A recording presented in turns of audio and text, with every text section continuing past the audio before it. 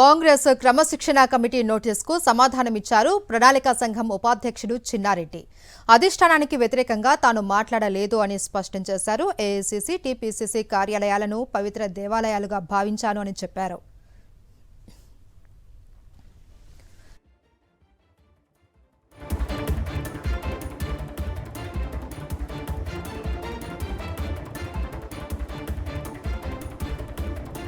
ఇందిరాగాంధీ, రాజీవ్ గాంధీ, సోనియా గాంధీ, రాహుల్ గాంధీ, ప్రియాంక గాంధీ, ఖర్గే తనకు దేవుళ్లతో సమానమని, అలాంటి వారికి వ్యతిరేకంగా మాట్లాడే ప్రశ్నే లేదు అన్నారు. నిజమైన కార్యకర్తల బాధలు మాత్రమే చెప్పాను అని విమర్శించారు.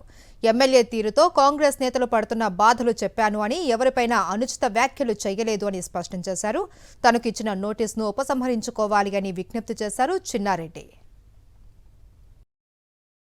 మరిన్ని అప్డేట్స్ కోసం ఛానల్ ను సబ్స్క్రైబ్ చేయండి. నోటిఫికేషన్స్ కోసం బెల్ ఐకాన్ పై క్లిక్ చేయండి.